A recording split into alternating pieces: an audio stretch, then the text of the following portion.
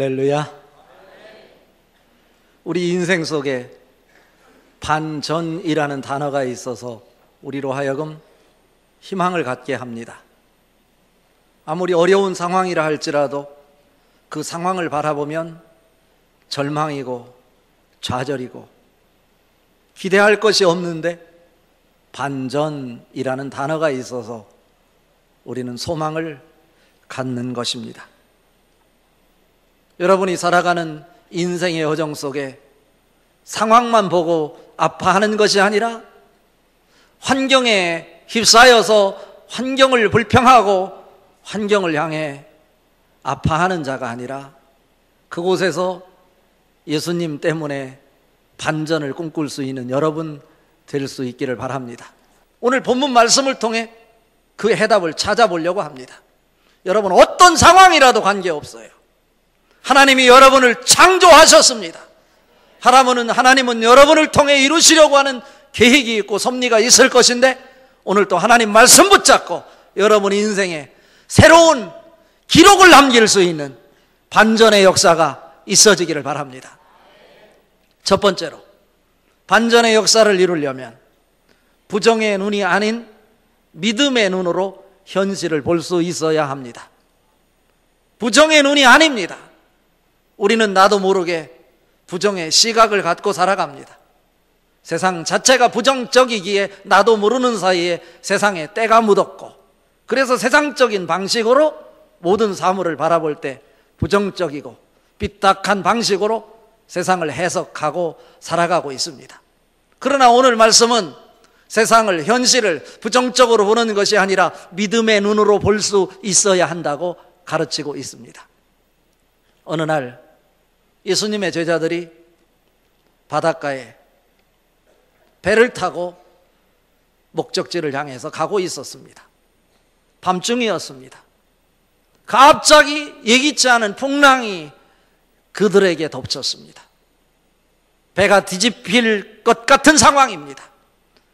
이 제자들이 허겁지겁 그 풍랑을 모면해 보려고 노력을 해보지만 자기들의 힘으로 어찌할 수 없어 당황하고 있을 때, 예수님께서는 그들의 상황을 아시고 그 깊은 밤에, 캄캄한 밤에 물 위로 그들을 향해 걸어가고 계셨습니다. 제자들이 예수님이 걸어오시는 모습을 보고 깜짝 놀라 외친 소리가 뭐냐면 예수님이다 라고 외친 것이 아닙니다. 유령이다, 귀신이다 라고 외쳤어요. 다시 말하면 세상적인 방식으로 그 현실을 현실로 바라볼 때 예수님도 예수님으로 보이지 않는 것입니다. 귀신으로 보이는 거예요. 유령으로 보이는 거예요. 그때 예수님께서 두려움과 공포에 사로잡혀 있는 제자들을 향해서 얘들아, 내니 두려워하지 말라 라고 말씀하셨습니다. 그때 베드로가 깜짝 놀라서 정말로 당신이 예수님이거든 나로 하여금 물 위를 걸어오라 명하소서 라고 말합니다. 예수님이 내게로 와라, 어서 걸어와라. 그러자 베드로가 예수님의 얼굴을 바라보고 바다 위를 두벅두벅 걸어갔습니다. 그런데 갑자기 거대한 파도와 풍랑이 이 베드로를 덮쳤어요. 그 순간 또 베드로는 예수님을 놓쳐버린 겁니다. 풍랑을 바라보는 순간 그는 바닷속으로 빠져버리고 만 것입니다. 이때 예수님께서 베드로를 잡아 들어 올리면서 하시는 말씀이 왜 의심하였느냐, 왜 믿지 못하였느냐 라고 말씀합니다. 오늘 여러분 기도하십시오. 말씀을 통해서 믿음의 눈이 생길 수 있기를 바랍니다. 현실을 있는 그대로 바라보는 것이 아니라 믿음의 눈으로 현실을 해석할 수 있는 눈이 만들어지게 하여 주시옵소서. 이렇게 기도하는 여러분 될 수 있었으면 좋겠어요. 우리 인생도 마찬가지입니다. 현실을 바라볼 때 도저히 불가능한 상황, 절망이고 좌절이고 비전이 없는 캄캄한 밤처럼 보이지만 그곳에 믿음의 눈을 가질 때 그 캄캄함이 하늘의 빛으로, 하늘의 영광으로 여러분에게 보여질 것입니다. 오늘 본문 말씀을 보십시오. 이스라엘을 끊임없이 괴롭혔던 아람 나라 이야기입니다. 아람 나라가 이스라엘을 정복하기 위해서 수많은 훈련과 수많은 준비를 통해서 전쟁에 대한 무기와 전략을 준비합니다. 그리고 이스라엘을 공격합니다. 그런데 이스라엘을 공격할 때마다 이 아람 군대가 실패를 하는데, 그 실패하는 이유가 뭐냐면 그들이 세우는 전략을 이스라엘이 미리 알아차린다는 것입니다. 이런 배경을 염두에 두고 오늘 읽은 말씀 14절 15절 말씀 같이 한번 읽어봅니다. 왕이 이에 말과 병거와 많은 군사를 보내매 그들이 밤에 가서 그 성읍을 에워쌌더라. 하나님의 사람의 사환이 일찍 일어나서 나가보니 군사와 말과 병거가 성읍을 에워쌌는지라. 그의 사환이 엘리사에게 말하되 아, 내 주여, 우리가 어찌하리이까 하니 입니다. 무슨 말씀입니까? 엘리사만 죽이면, 우리가 그동안엔 끊임없이 실패했지만 실패한 이유가 하나님의 사람 엘리사 때문에 이스라엘을 정복하지 못했는데, 이제 엘리사만 죽이면 이스라엘을 쉽게 점령할 수 있겠다. 그런데 엘리사가 지금 산 꼭대기에 도단에 머물고 있다. 이 사실을 알고 많은 군사와 말과 병거를 거느리고 밤중에 기습 공략하여 그 도단 산 봉우리를 에워싸게 되었다 이것입니다. 그날 다음 날 아침 일찍 엘리사를 수종 들고 있었던 사환 젊은 청년이 아침 일찍 일어나서 기지개를 펴면서 밖에를 나갔다가 깜짝 놀라는 거예요. 왜 그렇습니까?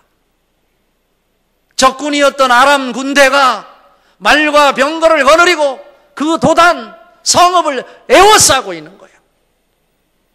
이제 꼼짝달싹 없이 죽게 되었습니다. 허겁지겁 엘리사에게 달려가서 선생님, 우리는 끝장입니다. 우리는 죽게 되었습니다. 밖에 나가보십시오. 아람 군대가 말과 병거를 거느리고 우리의 도성을 에워쌌습니다. 개미 한 마리도 빠져나갈 수 없도록 무장한 군사들과 함께 우리를 에워싸고 있으니 우리는 도간에 된 지혜에 불과합니다. 어찌할 수 없어. 그래서 하는 소리가 뭐라고 그러냐면 라고 여기 표현하고 있잖아요. 한탄하는 소리요. 영어 성경에 보면 My Lord, what shall we do? 예요. 우리가 어찌해야 하는 것입니까? 이제 끝장났다는 거예요. 이 청년의 말이 틀리지 않아요. 사실이에요. 실제적으로 그 도단의 성읍을 완전히 에워싸서 그들은 도간에 든 쥐처럼 꼼짝없이 아람 군대의 손에 의해서 체포가 되고 죽임을 당하게 된 것입니다. 동물 중에서 절망하는 존재는 인간밖에 없다고 합니다. 인간이 절망하는 이유는 뭐냐면 현실을 보면 현실에 대해서 미리 예측하고 예측하는 능력이 있어서 그 예측을 통해서 어떤 결과가 나올 것인가를 미리 알고 절망하게 된다는 거예요. 오늘 엘리사의 사환 청년이 자기를 에워싸고 있는 그 상황을 보고 미리 예측하고 자기가 죽게 될 것을 결론 내리는 것입니다. 그럴 때 절망할 수밖에 없는 것입니다. 그러나 오늘 이 말씀을 통해서 우리에게 보여주는 것은 세상 사람들은 현실을 보고 절망하고 미리 예측하고 좌절하고 낭망한다 할지라도 하나님의 사람은 세상 사람과 다른 방식으로 차별성을 보여주어야 하지 않느냐라고 하는 음성이 저에게는 이 말씀을 묵상하면서 들리는 것입니다. 우리에게 보여주는 메시지는 무엇입니까? 현실을 현실로 해석하지 말고 현실은 불가피한 절망이고 좌절이고 낭망이고 가능성이 없어 보이고 앞이 캄캄한 상황이라 할지라도 믿음의 눈으로 현실을 해석할 수 있어야 한다고 가르치고 있는 것입니다. 왜냐하면 보이는 것이 전부가 아닐 수 있기 때문에 그렇습니다. 고린도후서 4장 18절에 우리가 주목하는 것은 보이는 것이 아니요 보이지 않는 것이니 보이는 것은 잠깐이요 보이지 않는 것은 영원함이로다 라고 말씀하고 있습니다. 고린도후서 4장 16절에 말씀합니다. 그러므로 우리가 낙심하지 아니하노니 우리의 겉사람은 후패하나 우리의 속은 날로 새롭도다. 날로 새롭도다. 여러분, 우리 속은 썩지 않고 예수 생명이 있어서 날로 날로 새로워지게 된다라고 하는 것입니다. 믿음장이라고 하는 히브리서 11장 1절부터 3절까지 보면 믿음은 바라는 것들의 실상이요 보지 못하는 것들의 증거니 선진들이 이로써 증거를 얻었느니라. 믿음으로 모든 세계가 하나님의 말씀으로 지어진 줄을 아나니 보이는 것은 나타난 것으로 말미암아 된 것이 아니니라 말씀하고 있어요. 우리 눈에 보이는 것은 나타난 것으로 말미암은 것이 아니다. 눈에 보이는 대로가 아니란 말씀입니다. 눈에 보이는 것 배후에 숨어있는 하나님의 영을 볼 수 있기를 바랍니다. 그것은 무엇을 통해서 볼 수 있냐? 믿음을 통해서만 볼 수 있다라고 하는 것입니다. 믿음의 사람은 멸망하지 않습니다. 망하지 않습니다. 믿음의 사람은 실패가 없습니다. 그래서 로마서 8장 28절에 우리가 알거니와 하나님을 사랑하는 자들은 모든 것에 합력하여 선을 이룬다 라고 말씀하고 있어요. 여러분, 하나님의 뜻이 있어요. 여러분, 하나님의 뜻을 붙잡고 합력하여 선을 만들어낼 수 있는 주역들 될 수 있기를 바랍니다. 사랑하는 서원경교회 성도 여러분,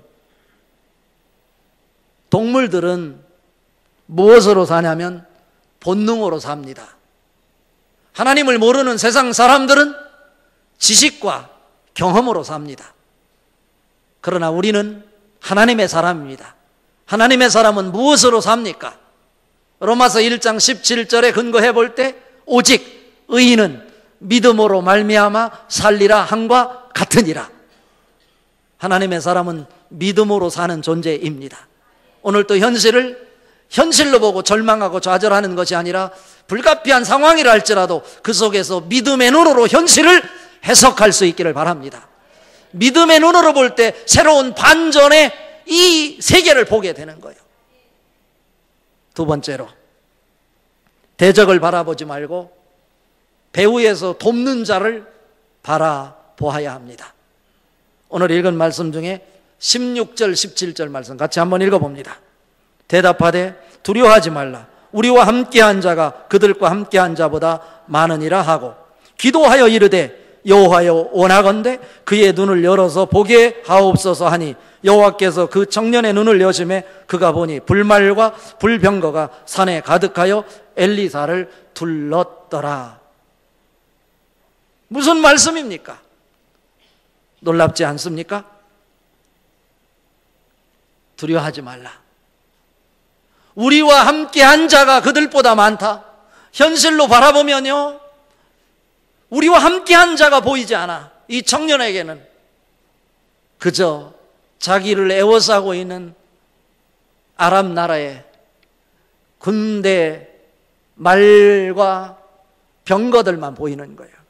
그들이 들고 있는 칼이 보이고 창이 보이고 무기가 보이는 거예요. 절망이에요. 좌절이에요. 그 보고를 받은 엘리사, 세상의 논리라면 그도 절망하고 좌절하면서 우리 어찌해야 되느냐, 죽기 전에 우리가 마지막으로 할 수 있는 것이 무엇일까? 서로 논의했을 수 있습니다. 그러나 엘리사는 두려워하고 공포에 사로잡혀 있는 그 청년을 향해서 두려워하지 말라, 그들보다 우리와 함께한 자가 더 많다, 기도하여 말하되입니다. 그냥 말하지 않았어요. 그 상황 속에서 엘리사는 기도하였습니다.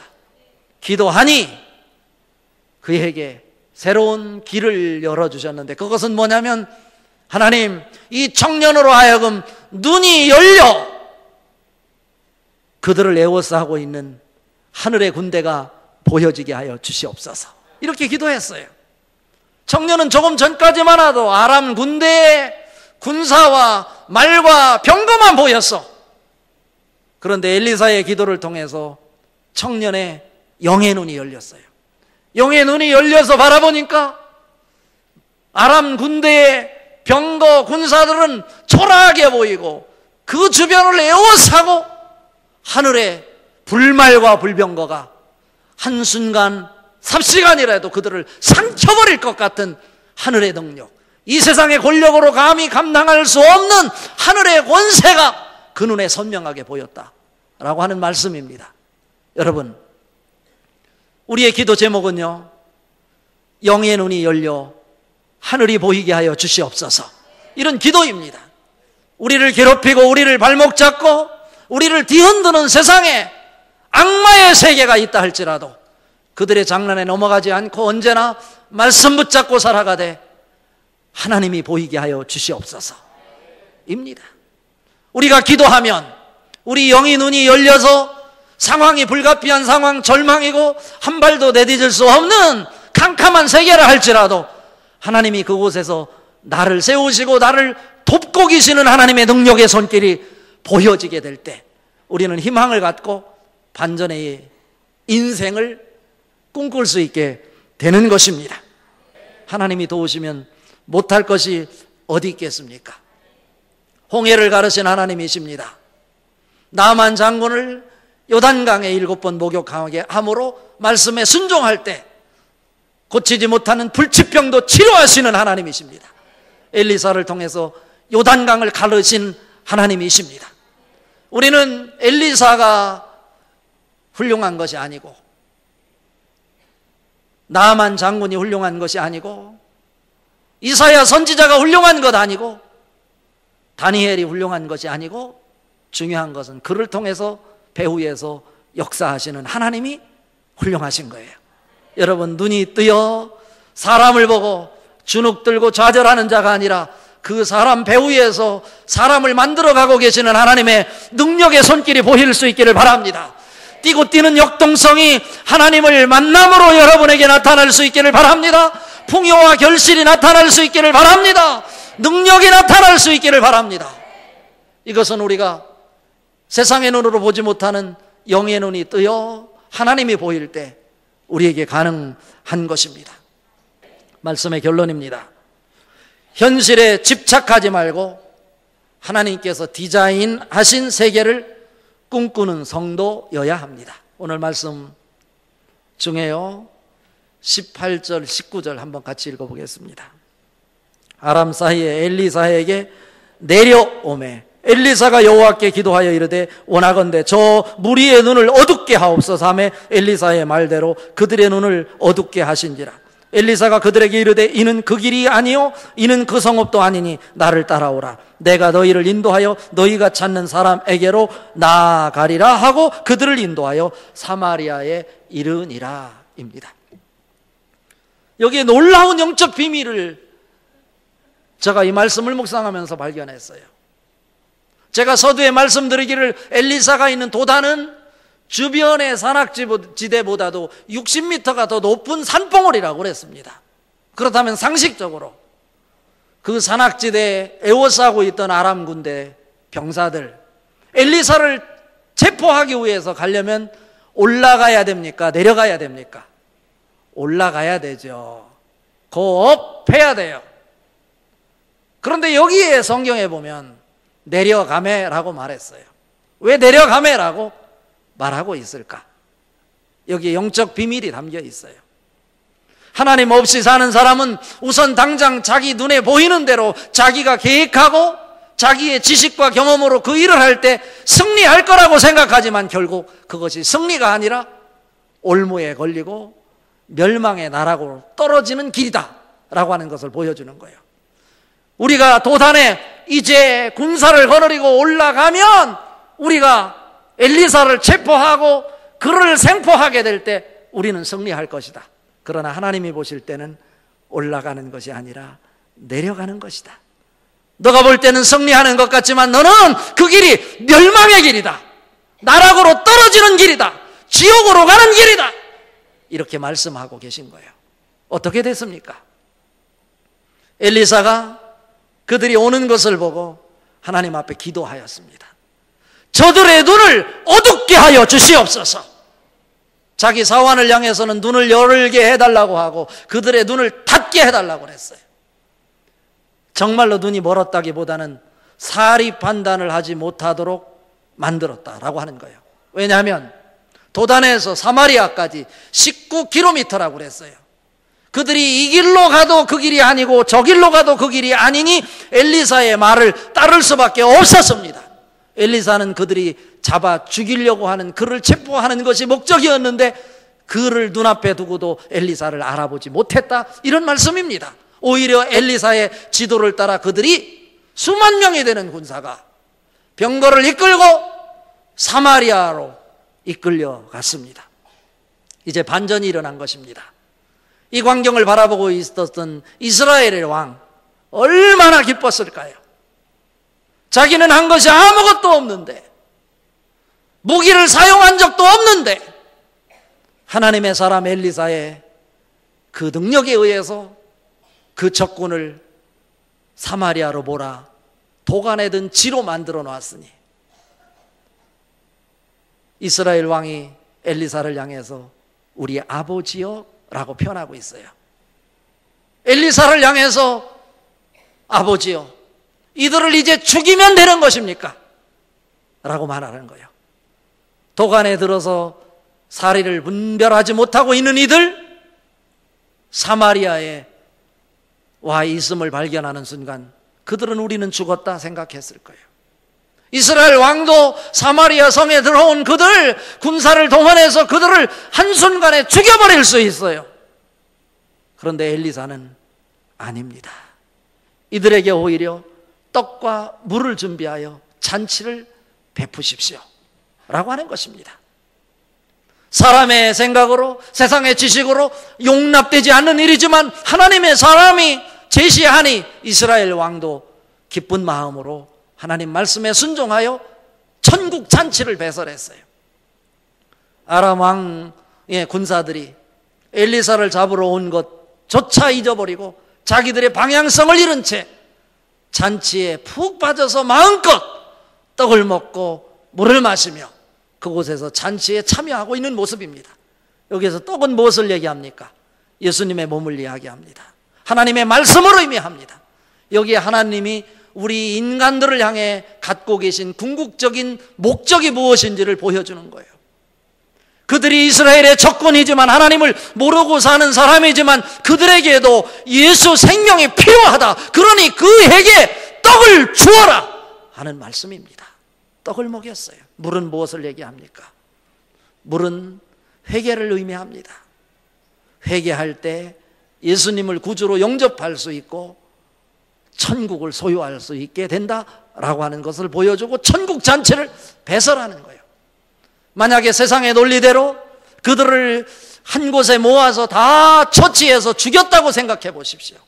아람 나라의 왕이 그 소식을 듣고 가만히 있었겠어요? 더 군사를 동원하여 끊임없이 이스라엘을 괴롭혔을 거예요. 그런데 하나님의 방식으로, 하나님의 말씀에 근거해서 하나님이 그리신 그 설계도에 따라서 그들을 구원하시는 것이 하나님의 마음이다.